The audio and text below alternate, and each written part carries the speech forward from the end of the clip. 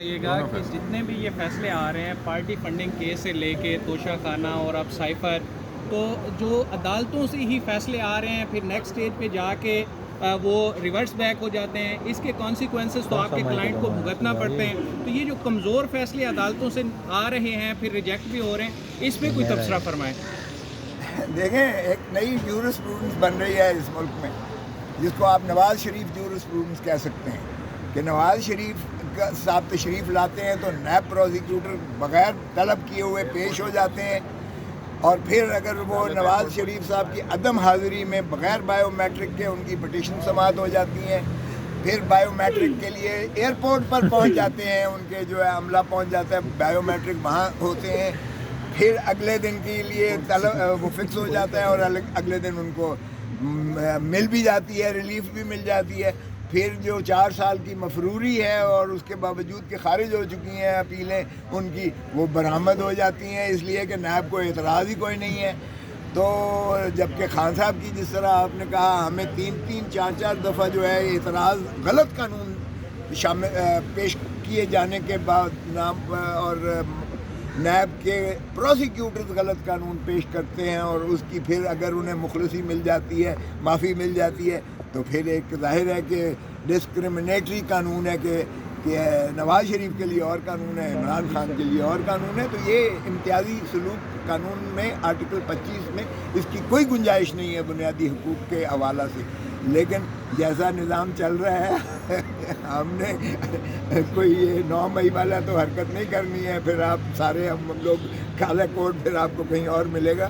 تو اس لیے ہم تو باہر کے قانون کے مطابق اور آئین کے مطابق جو ہے عدالتوں سے پھر بھی ہم یہی کہتے رہیں گے اور بار بار کہتے رہیں گے کہ خدا را عوام آپ کی طرف دیکھ رہی ہے، عوام آپ کے لیے ملتمس ہے، متمنی ہے، متجسس ہے. خدا را انصاف دیجیے گا، اور انصاف وہی ہے جو نہ صرف ہونا چاہیے، کرنا چاہیے، بلکہ ہوتا ہوا نظر آنا چاہیے. اسی لیے آج عدالت عالیہ نے جیل ٹرائل کو، کیونکہ جیل ٹرائل ایک سیکریٹو قسم کا ٹرائل ہوتا ہے جس میں عوام الناس کو رسائی نہیں ہوتی ہے، تو ایسے میں ایک سیکریٹو قسم کی انصاف کی کوئی گنجائش قانون میں ہمارے میں نہیں ہے، آئین میں نہیں ہے، دنیا میں کہیں نہیں ہے. تو آج ہائی کورٹ سے ہمیں باہر کیفی ریلیف ملی ہے کہ اسے اسٹے کر دیا گیا ہے، مگر نہ بلڈوز کر رہے تھے. 3 گواہ پہلے ہوئے تھے، 6 گواہ آج طلب کیے ہوئے تھے. پھر دلاور کی طرح جو پہلا جج ہے، پھر اسی طرح ہمیں بلڈوز کر کے ہمیں یہی تھا کہ یہ فیصلہ کریں گے.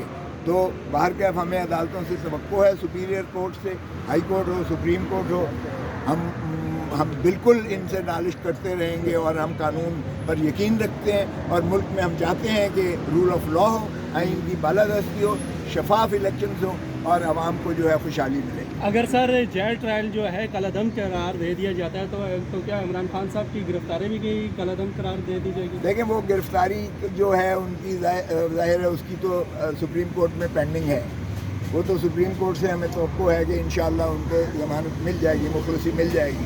لیکن آج میں نے جو ہے ان کی کواشمنٹ بھی کر دی ہے اس کیس میں، سپریم کورٹ میں کر دی ہے. جو یہاں سے ہائی کورٹ سے تو یہ فیصلہ نہ ہو سکا، ہمارے خلاف ہوا تھا کہ یہ پہلے 249A میں یہ ٹرائل کورٹ میں جائیں.